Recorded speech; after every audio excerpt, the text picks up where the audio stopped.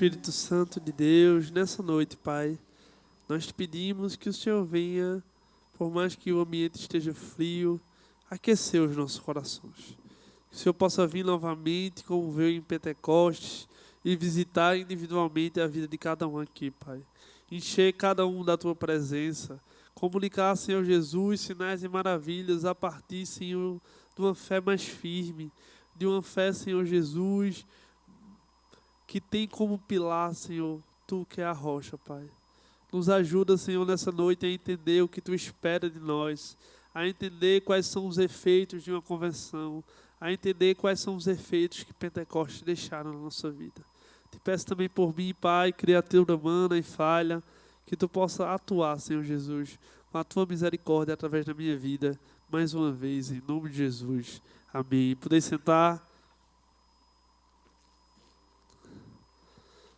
Boa noite, queridos, graça e paz, alegria estar aqui com vocês nessa quarta-feira, e eu acredito que cada um de vocês que está aqui nessa noite é um bem-aventurado, porque com a chuva desce, um frio, vocês escolheram uma boa parte e estar reunido na casa do Senhor para cultuar Ele, e a gente pode fazer isso, inclusive, com mais entusiasmo.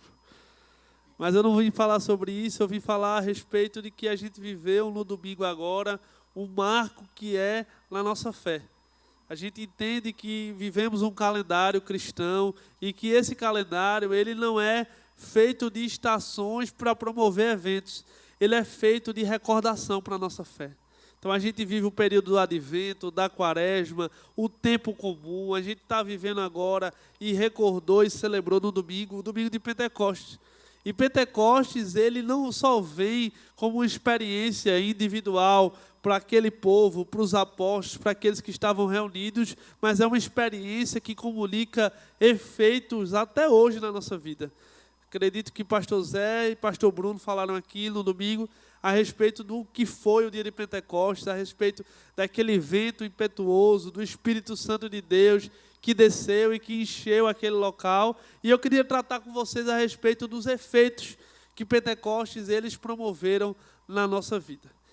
É fato que os apóstolos eles viviam aqui no período de Pentecostes, um período também de novidade. Jesus ele tinha ascendido aos céus e eles estavam no sentimento de como é que vai ser daqui para frente. Em qual dinâmica nós vamos atuar, o que é que vai nos direcionar, por mais que eles já tivessem a certeza e a direção que Deus, que Jesus ia enviar para eles, o Espírito Santo de Deus, o Consolador, sem sombra de dúvida, a dúvida também é permanente, porque você fica refletindo a respeito de como é que vai ser daqui para frente.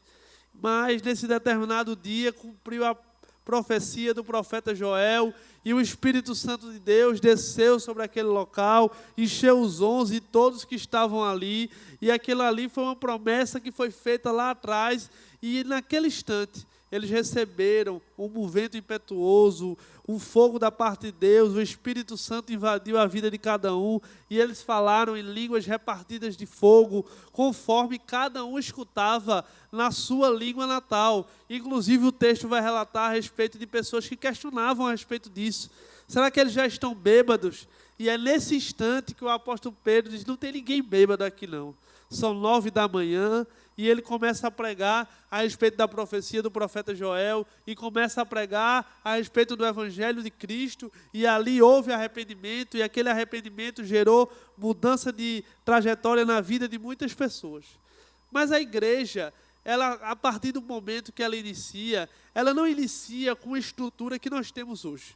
Não falo somente de estrutura física, mas também de uma estrutura eclesiástica e de dinâmicas que promovem para nós um funcionamento e uma rotina de adoração a Deus, um funcionamento e uma rotina e pilares fundamentais para a nossa fé.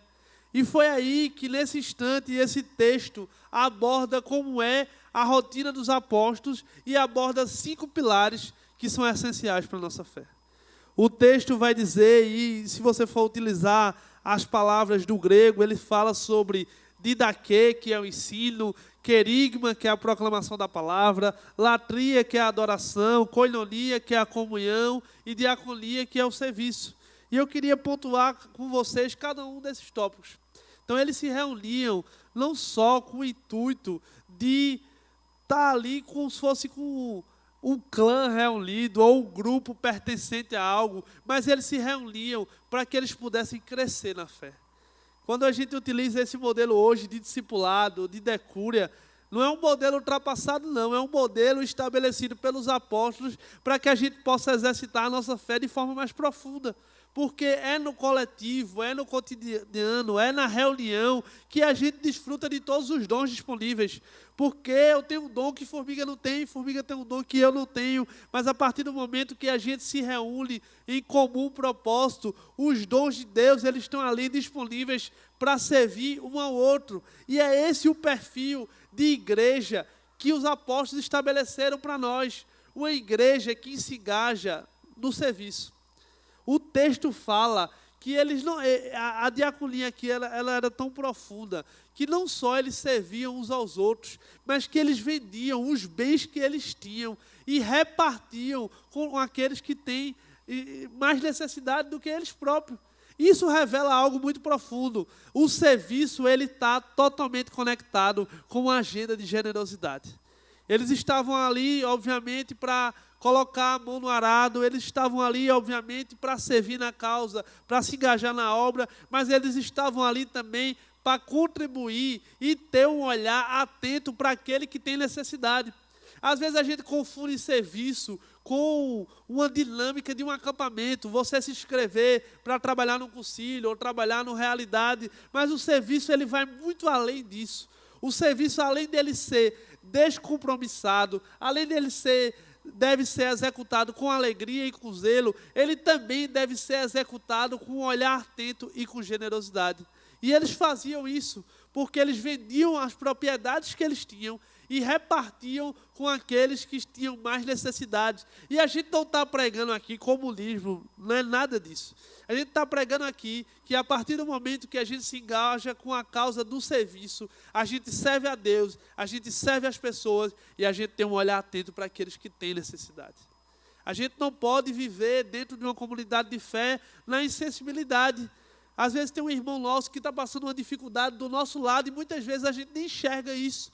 E é isso que os apóstolos, eles vêm e nos ensinam a partir dessas verdades, que o serviço ele se faz com um olhar atento também. Ele se faz com disposição e ele se faz com generosidade. Eles tinham aqui também uma dinâmica de ensino. A minha versão diz assim, eles se dedicavam ao ensino. A gente não pode ter uma comunidade de fé que promove uma dinâmica de ensino da palavra somente no culto de domingo. É muito pobre você só aprender um pouco mais da parte de Deus, você só se aprofundar em algum tópico, você só entender um pouco mais de um assunto quando você vem no culto de quarta, no culto de domingo ou no culto de festividade. Isso é muito pobre e é por isso que eles se reuniam. E eles não só se reuniam para confraternizar, mas eles se reuniam para se dedicar ao ensino. E é aí que vai sendo criado estruturas. Hoje a gente tem uma estrutura que é a escola bíblica dominical. A nossa igreja promove isso. E muitas vezes a gente nem dá importância a isso. Porque é muito cedo no culto da manhã. E no culto da noite, ixi Maria, é na hora do jogo. E a gente fica naquele limbo aí, vou, não vou, vou, não vou. E acaba não tendo um aprofundamento mais claro e mais dinâmico a respeito de algo que é muito importante, que não é só o ensino, mas é uma dedicação ao ensino. E eles se dedicavam a isso, porque o ensino, além de ele despertar para você um olhar atento a respeito do que é a verdade, ele também gera para você um amadurecimento de fé. Ele gera para você uma sustentação firme na palavra e não vai ser nenhum vento de doutrina que vai impedir com que você viva a agenda de Deus, porque você entende em que você está firmado, naquilo que você acredita e em que você se dedica. E é por isso que o ensino é tão importante e é por isso que eles tratavam o ensino com dedicação. Eles tinham aqui também um momento de comunhão, a koinonia, o partir do pão. Eles não utilizavam aquilo ali somente como memorial da morte de Cristo, mas eles entendiam que ali eles estavam unidos em um único propósito. Eles entendiam que ali eles estavam reunidos para exaltar o nome de alguém específico, e esse nome é o nome de Jesus. Claro que a comunhão ela se dá em sair para jantar, claro que a comunhão ela se dá em você visitar a casa do seu irmão e viver uma vida de comunhão com ele, mas a comunhão, o nosso pilar de comunhão não é as nossas semelhanças, mas o nosso pilar de comunhão é Cristo. E era nesse pilar que eles se baseavam, era em Cristo. E aí eles não tinham uma comunhão superficial. Quando a nossa comunhão ela é pautada nas nossas semelhanças, a gente tem uma comunhão que chega até aqui. Mas quando a nossa comunhão é pautada em Cristo Jesus, a gente consegue ultrapassar as barreiras das semelhanças. A gente consegue ultrapassar a barreira da identificação. A gente consegue ultrapassar a barreira de eu gosto de fulaninho porque eu sou semelhante a esse. E olhe, isso é uma dificuldade para nós. É muito bom a gente caminhar e andar com quem é semelhante. É muito bom a gente caminhar e andar com quem gosta das mesmas coisas que a gente. Mas a comunhão plena, genuína, onde Cristo é o pilar, ela se dá em a gente ultrapassar as barreiras da semelhança. Ela se dá em você estender a mão a quem você não quer estender a mão. Ela se dá em você ter um olhar atento e amoroso para aquele que necessita de ajuda e para aquele que necessita de um crescimento na fé. E quando vocês fazem esse relacionamento, isso gera um tempo de crescimento mútuo. O outro pilar que eles se reuniam aqui é a adoração. E a adoração ela não pode ser para nós uma apresentação musical. A adoração ela não pode ser para nós um mantra que você coloca no seu carro de manhã ou no seu fone de ouvido quando você está dentro do ônibus para escutar um louvor, achando que você agora se acredita e Deus pode abençoar o seu dia. A adoração ela não é restrita à música, nem muito menos restrita ao momento. A adoração ela é um estilo de vida. A adoração ela é um estilo de vida que se dá em quem ora sem cessar. E quando a gente fala de uma oração sem cessar, a gente não fala de alguém que vive totalmente comprometido a uma dinâmica de círculo de oração, a uma dinâmica de ministério de intercessão, mas em alguém que está a todo momento com o coração elevado a Deus, sabendo que Ele está cuidando de cada passo do seu dia. É saber também que a adoração ela é um conjunto de você orar, mas também de você adorar, de você exaltar o nome do Senhor, de você engrandecer o nome dEle. É assim que a gente faz, é elogiando a Deus, não porque Deus ele precisa do seu elogio, mas para que você possa reforçar para você mesmo a grandeza do Senhor que existe e a forma que Ele atua sobre a sua vida. E quando a gente olha para isso, a gente deve se refletir se a gente quer viver uma dinâmica de vida com Deus, se a gente quer e professa uma fé de que já gerou salvação e que a gente vai cantar naquele grande coral celestial, Santo, Santo, Santo é o nome dEle, toda a terra se enche da sua glória. Será que a gente tem feito isso no nosso dia a dia?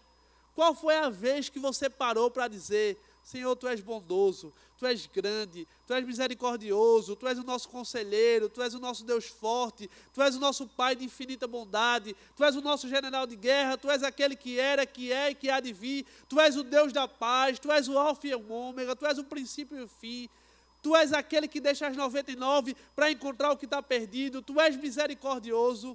Será que a gente tem adorado o nome de Deus nessa intensidade, elogiado Ele na sua totalidade, elogiado Ele a respeito do atributo que Ele é e que Ele comunica, porque Ele é também o Jeová Jireh, o Deus de provisão, Ele é o Jeová Rafá, o Deus que cura. Ele é tudo isso e mais um pouco, e a adoração, ela envolve o nosso compromisso em estar glorificando e exaltando o nome dEle. Não somente escutando uma música que a gente gosta, não somente utilizando um louvor no início da manhã, como se aquilo ali agora gerasse para você um crédito e Deus agora tem compromisso de lhe abençoar, mas entendendo que a adoração ela é um estilo de vida. Um outro ponto também que eles tinham aqui é que eles eram comprometidos com o serviço, eles eram comprometidos com a adoração, eles eram comprometidos com o ensino, mas eles eram comprometidos também com a proclamação do Evangelho.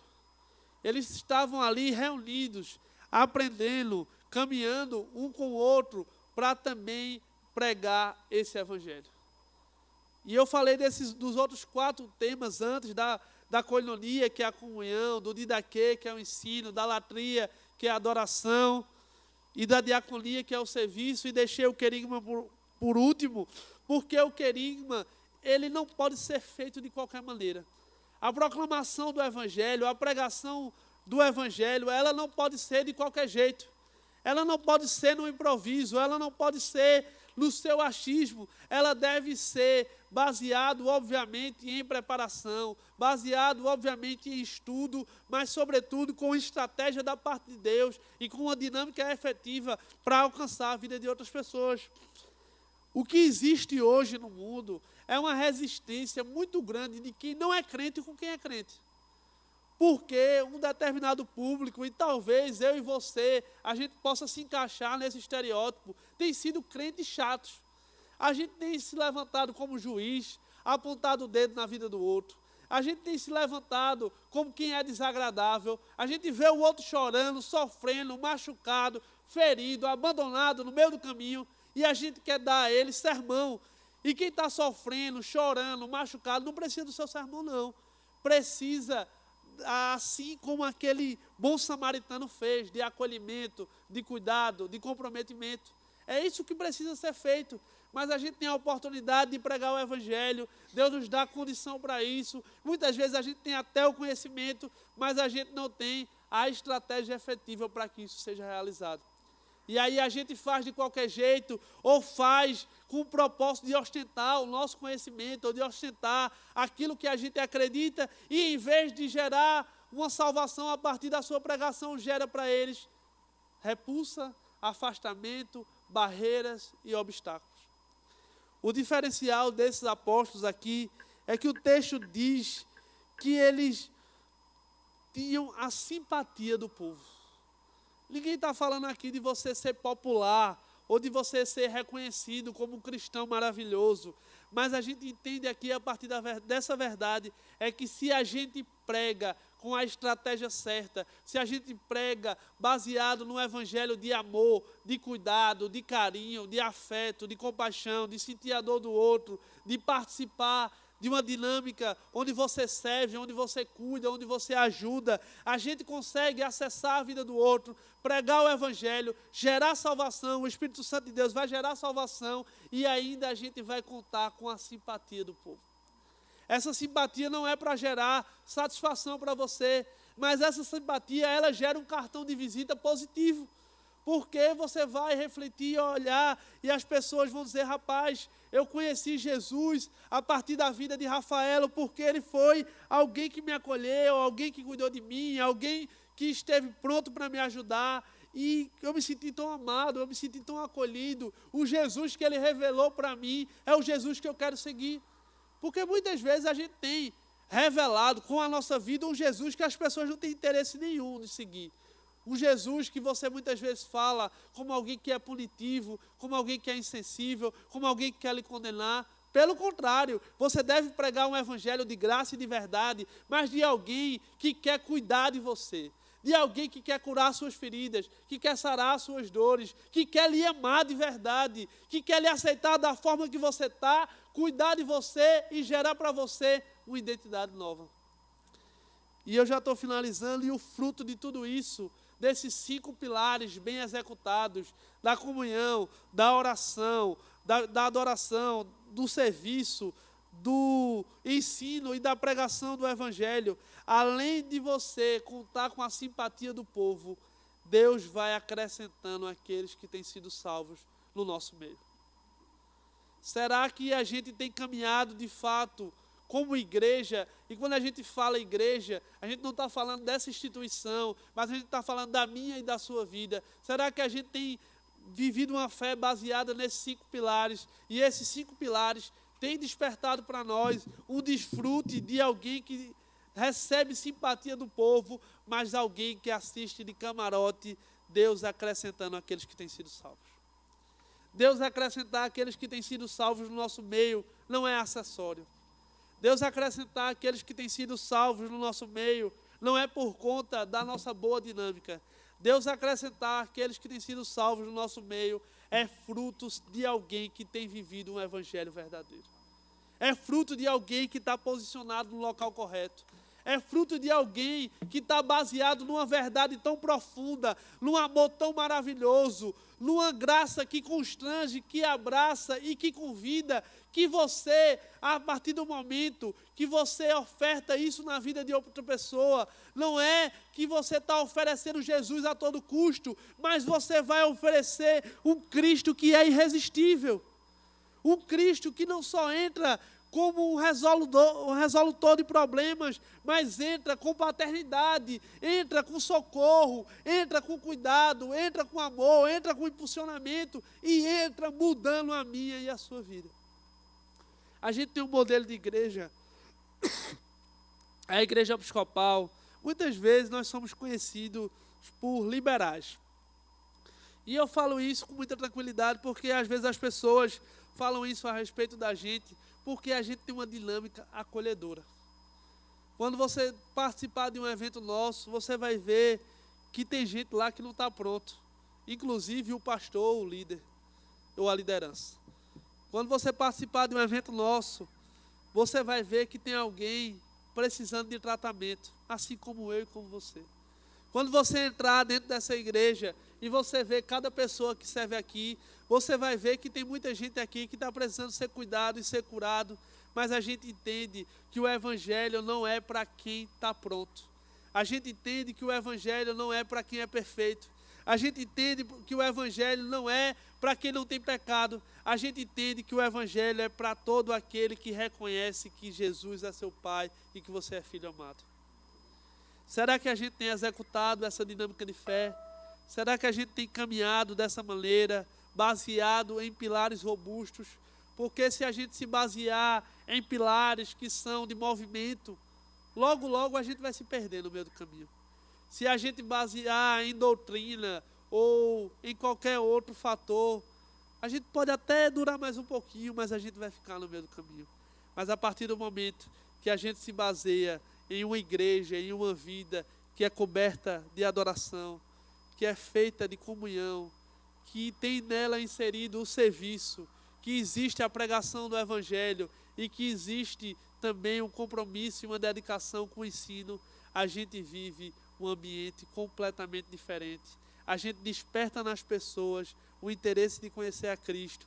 A gente gera para eles simpatia e a gente vê e assiste de camarote Deus acrescentando aqueles que têm sido salvos no nosso meio. Será que a gente está disposto para isso? Será que a gente está disposto a redirecionar o nosso olhar, a ser mais amoroso, a ser mais acolhedor, a ser mais comprometido e assim ver essa casa, essa igreja, a sua família, o seu trabalho cheia de pessoas que professam a fé em Jesus Cristo? Será que a gente está disposto a isso? Se a gente tiver, Jesus conta comigo e com você, da forma que você tiver. Da forma que você tiver nessa noite, da forma que você chegou, Jesus vai pegar na sua mão, vai cuidar de você, vai curar as suas dores, vai sarar as suas feridas, vai lhe dar uma missão e um serviço, e você vai ver de camarote a obra de Jesus sendo realizada. Amém? Se você crê, diga amém. Que Deus abençoe vocês poderosamente.